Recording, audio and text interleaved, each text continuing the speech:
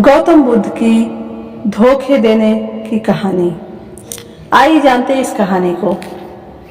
बहुत समय पहले की बात है। भगवान गौतम बुद्ध अपने शिष्यों के साथ एक गांव में पहुंचे। वहां एक अमीर व्यापारी रहता था जिसका नाम सुकौशल था। वह बहुत घमंडी और चालाक व्यक्ति था। उसने धन और बुद्धि पर उसे बड़ा घमंड था। उसे दूसरों को नीचा दिखाने में आनंद आता था। जब उसे यह पता चला कि बुद्ध नामक कोई सन्यासी गांव में आया है और सभी लोग उनके उपदेश सुनने जा रहे हैं, तो वह चिढ़ गया। उसने सोचा, मैं देखता हूँ कि यह तथागत कितना ज्ञानी है, मैं इन्हें मूर्ख बना दूंगा। अगर ये वाकई ज्ञानी है तो मेरी चालाकी समझ लेंगे, नहीं तो इनका सारा ज्ञान झूठा है। धोखे की योजना। सुकौशल ने एक योजना बनाई। वह एक सुंदर रेशमी कपड़े में एक मृत पक्षी को लपेट कर बुद्ध के पास गया। रास्ते में उसके कई सेवक और कुछ गांव वाले भी साथ चल पड़े। यह देखने की व्यापारी बुद्ध से क्या प्रश्न पूछेगा।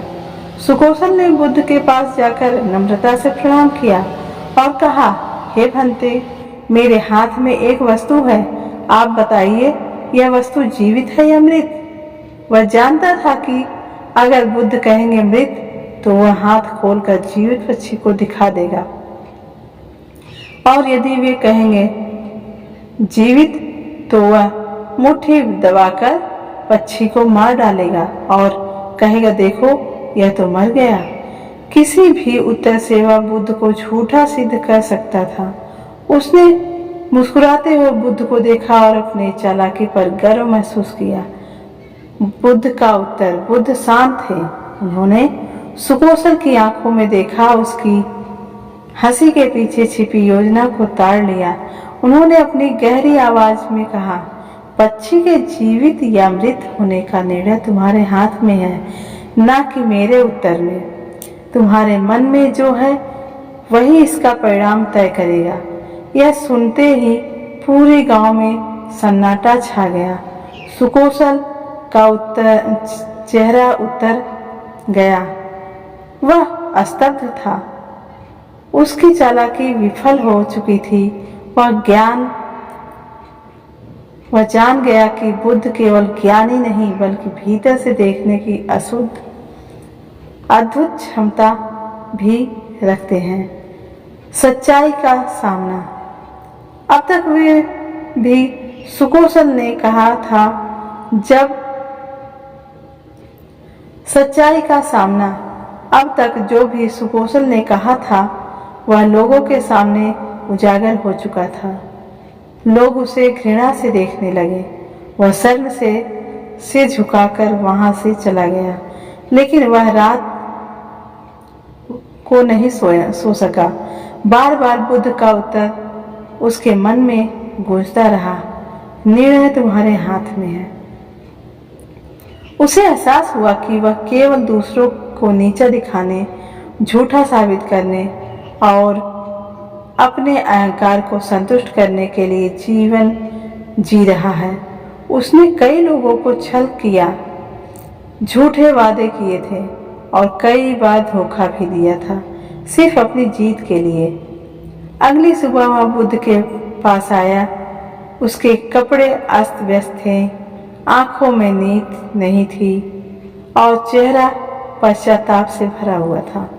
उसने बुद्ध के चरणों में सिर झुकाकर कहा, हे तथागत, मैं क्षमा चाहता हूँ। मैंने आपको धोखा देने की कोशिश की, लेकिन आपने मेरी आंखें खोल दी। मैं सच्चा मार्ग अपनाना चाहता हूँ, कृपया मुझे मार्ग दिखाइए। बुद्ध मुस्कुराए और बोले, सत्य को पहचान लेना ही पहला कदम है। अपने कर्मों का प्रायश्चित करना और भविष्य में सही राह पर चलना ही जीवन का सार है। सुकौशल ने वही दीक्षा ली और बुद्ध का शिष्य बन गया। कहानी से शिक्षा यह मिलती है कि धोखा देना आसान है, लेकिन सत्य से बच पाना असंभव है। हर कर्म का फल तुम्हारे हाथ में है। हम जैसा करेंगे वैसा ही पाएंगे। अहंकार और चालाकी से हम दूसरों को मूर्ख तो बना सकते हैं, लेकिन सच्चे ज्ञानी को नहीं। गलती करना मानव का सच स्वभाव है, लेकिन उसे स्वीकार कर सही राह पर चलना ही बौद्धिकता है।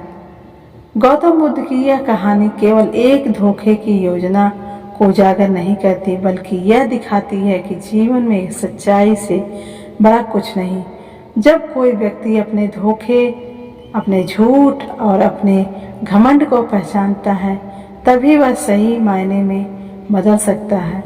बुद्ध के ज्ञान की गहराई यही है कि वह केवल शब्दों से नहीं, अपने मौन और व्यवहार से भी लोगों के जीवन को बदल देते हैं। अगर तुम भी कभी किसी को धोखा देने की सोचो तो यह कहानी जरूर याद करना, क्योंकि तुम किसी को नहीं, खुद को ही सबसे बड़ा नुकसान पहुंचा सकते हो। नमो बुद्धाय। हमारी ये कहानी कैसी लगी कमेंट में बताइएगा, और हमारे वीडियो देखने के लिए धन्यवाद।